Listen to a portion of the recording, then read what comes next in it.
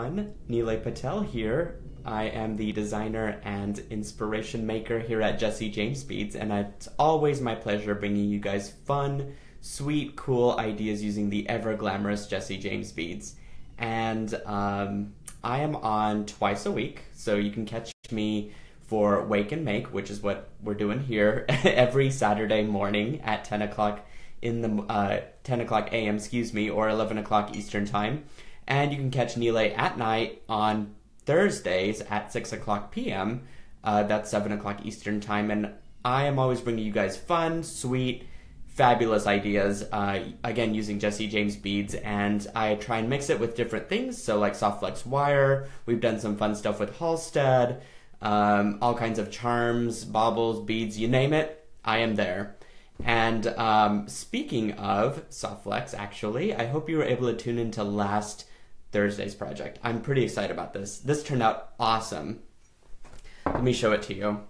This is what it looks like. Isn't that just absolutely gorgeous? We used beads from the Stargazer bead collection from the white label that is currently on the Jesse James Beads website. So if you love these beads, please go to www.jessejamesbeads.com and check out the white label Stargazer. Isn't that just fantastic? We also use these beautiful, the electroplated Purple Rain quartz beads, which is truly a pendant, but what we did here is that we split the strand up so that we put 5 here at the bottom to create this sort of nice break with putting 3 on each side, and then kind of broke it out with some beads and of course use soft flex wire to give it this nice illusion style necklace with a hit of purple. So we're using amethyst colored wire and just crimp the ends here, and here's the back side. Pretty easy. I love this design because it was so much fun to make, so simple to put together, and I think the colors are just really, they're just talking to me. They're speaking to me. So if you love this idea and technique, please check out the tutorial. You can do that in a couple different spots. You can go to www.jessejamesbeads.com, and on the top menu on the very right hand side you'll see a video tutorial section. Just click on the button and you'll find lots and lots of inspiration on there. And you can also check us out on YouTube. So just go to youtube.com, search for Jesse James Beads, and you will definitely find us there. We've got a ton of videos on there too. So for today's project, I'm pretty excited because this is going to be another fun, quick one. But I saw this design on some retail website. I can't remember for the life of me, but these earrings just popped out at me, and I think it'll be a fun, easy one to make, hopefully, and I'm using some really fun components. So what I'm going to do is pan my camera down, and let's see what we're working with here. And I think you'll recognize this technique because we've utilized it for a bracelet before, and it worked out really well for the bracelet, so I'm wondering if it could work out for the earring. But speaking of Halstead, you guys, we're going to be using this fun hoop, first of all, so put that out there. And if you haven't seen the entirety of the white label collection, I'm pretty excited to show you. This is one of them. This is called Night Blooming Garden.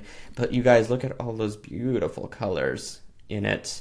I've been doing a reveal every video for the different types of beads in the collection, and I think I've gone through most of them already by now, but I wanted to circle back around to Night Blooming Garden because there is so much color and styles within this particular set, within the white label collection. I thought that this technique was going to be perfect for it. But I just picked out some stuff from their elements and inspirations mix. So we've got some tassels that I want to use, so we're going to do that. And I picked out some smaller beads that I think will work. Again, I think these are from the Elements collection. And here's the fun part, though. I found this beautiful little elephant in one of the mixes, and I am just in excitement, in awe, in everything about it. I love this elephant so much that I have to use it today. And, you know, I found these on the website, too. These are the beautiful leaf charms. So I think with the collection itself and just adding another pop of color just seemed to go really well together. So I'm going to use all these materials and maybe even some more beads from this, we'll see. But I wanted to wire wrap and create a really cool textured little area down here using all these beads. So firstly, I'm going to have to figure out how to connect all this together. So I thought that I could use 26 gauge wire. This is just 26 gauge silver craft wire. You could find that anywhere. I believe we carry it online as well, so pretty easy to find. And I'm just going to use roughly about 12 to 14 inches. I don't think I need very much, but we'll see. Again, this is all experimental for me as it is much for you guys, so we're going to be learning together, and you can see my creative process in work here. Because sometimes I just make stuff up and it happens to work, and sometimes it really doesn't. So I'm going to start with the middle because I want my design to not necessarily be symmetrical, but I do want it to be balanced. And there are very separate terms there. So something that is symmetrical is going to be exactly the same on both sides of whatever I'm working with, whatever format. And in this case, in the word balance, I want it to be completely different, but from a visual point, whether I'm balancing the color or the size of the beads, that's what I'm looking for here. But right now I know that my focal point is that beautiful little elephant, so I want him to be attached first. So I'm going to string my little elephant, and I haven't given him a name yet, but maybe by the end of the video I might. I'm going to put him down there. And I'm going to start with the one side, and then I have half of my wire that I wrapped for the other side. So as you can see, that's where I'm working with right now. So I kind of can just start to connect some of these things together, and with no rhyme or reason, I'm just picking stuff out. But I kind of like how the tassel adds a nice little pop of texture, so I want to keep that there. Maybe I want to do a bead next. I think that would be cool. So let's do that. There we go.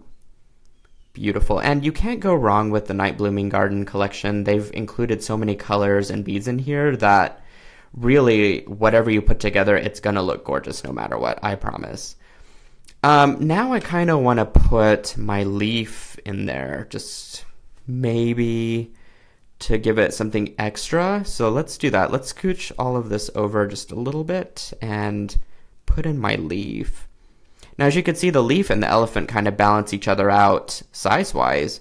So whatever I put on the other side of the elephant, I'm going to probably do smaller beads just because I don't want this to get extravagantly big for an earring. Whoops. Let's see if I could wire up this correctly here. Let's see, go down and up. There we go. So cool. It's already looking pretty chic, I would say. So let's continue here. Maybe this guy wants to go here. Let's put this little bead on. Here we go. And now I think I want to close this side out with something small again. Just because I think I have enough texture there going on to be able to have that work pretty well. So I have this cool little bead here, or maybe a tassel? Choices. Let's see. I think I can end with a tassel maybe. There we go. I've got that larger tassel to work with as well, so I might put that on the other side if I feel like it's gonna work. Let's do that. Designing is half the fun, guys. Once you've selected your materials, it's really quite satisfying to put it all together. Now I do have a gap here that I want to address, and so I think I'm going to actually find something in the Night Blooming Garden to mix and match here with. So maybe that bead, let's put this guy on here. That's nice. What's great about this technique, because I'm just literally wire wrapping all of this together, is that I can hide my little end wrap here, the end of the wire, I guess. I was going to say tail wire, but I don't think that makes very much sense. I can just hide it within the wraps here, and that'll be pretty good. I'm going to leave them sticking out for now, because I'm not 100% sure if I'm done yet, just because I want to see what this other side is going to look like. Now again, I probably won't add too much, because I feel like I got a really great little mix here going. So let's see what craziness I can come up with on this side. So I think I'm going to add this little bead. Here we go. Just for, again, a little pop of color. And then, I wonder if we can put this little tassel in. That might be a little too much.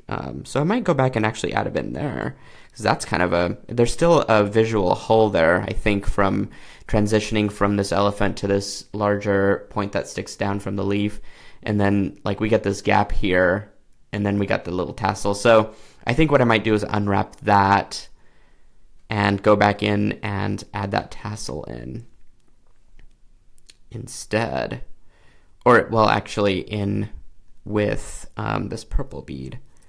So let's see if I could do that pretty gracefully. It is about trial and error. That's, again, the fun part of this is designing with balance and figuring out some of the areas that could use work or could use a little extra design. Let's see. So if I wire wrap that around, get this really fun little, there we go. That feels better to me, I think. And you know what? I might even go crazy and add a little blue bead here because I have plenty of these little guys from the white label, from the Night Blooming Garden mix. They're just so fun. Cool. So for those that are into extra big and crazy, you can certainly add as many or as few as you like. And all I'm doing to end this is I'm just actually wire wrapping a nice clean coil here at the very end. That way it just looks like a nice professional finish. There's no point sticking out. You can actually use a pair of Zaron pointy tip pliers to nicely tuck that wire back in. There we go. And it just gives a nice clean finish. So, wow, that is already super fun. My goodness. So, what do you think, guys? Should I add some beads to this side? Maybe a nice little turquoise one to finish it off, huh? Let's do that. Turn this guy around. There we go. Oh, wow, that's really fun. Okay, so let's see if I can find a turquoise bead within here. Something small, maybe. Or it doesn't even have to be turquoise. It could be really any color. Although I had that flower. I wonder if that could be a nice little element to finish it off with. Let's just see what it looks like. All right. There we go. Maybe like that. Oh, that's fun. I think I'm gonna end it with that. Oops. Spilled some on my table. I'm quite klutzy. For those who don't know me very well, I do end up spilling things on my table quite frequently. Let's see. I think I did about 4 or 5 coils on this side, so do the same on this side just to reflect that, or mirror that. But you could see, like, now I've got this really cool, like, I don't know, almost bohemian design with my earring hoop. Something I've not really seen before, and it is fun and colorful. So I love it. I'm loving it, loving it. I'm just going to use a pair of cutters, a pair of Zaron wire cutters here. These are pretty flush, the way that they cut, and what they have, okay, I gotta explain these because these are pretty cool. They have a double, as you can see, I think it's on this side, like a double, what's the word? Double blade. That's the word I'm searching for here. And what it does is whenever you cut it, it doesn't flick the wire across the room. It actually holds it in place, therefore making it way more efficient to work with whenever you're doing very detailed work. So I absolutely love those. So again, I'm just going to tuck my wire in just like that. Oops, if I can grasp it there. Perfect. And on this side as well, just make sure that my wires are nice and tucked in. Perfect. And now I've got an easy hoop earring that I can mix and match with whatever style I like. I love the asymmetry of it. It is balanced because I've got all this beautiful texture that is nicely distributed but still a little asymmetrical to give it some fun and funkiness. So I think that is pretty fun. I'm actually going to do the second earring off camera, and what I will do, guys, is that I will take a photograph of the set. That way you have it as inspiration to look at for later. So with that being said, it was a lot of fun. I hope you enjoyed that tutorial, because I certainly did. Sometimes I never know what it's going to come out like. But that's the fun part, right? It's experimental for both of us, but that one turned out pretty awesome. But if you love seeing these tutorials, if you love my bloopers or any crazy thing that I say on camera, and or the techniques that you're learning, you could check me out in a couple different places for Jesse James Beats. First of all is a website.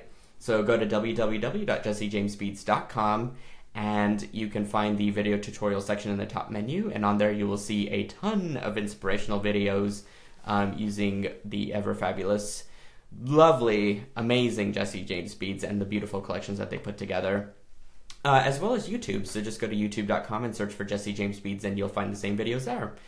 Otherwise, you could find me. I've got a brand of my own, actually, called SilverSilk and More.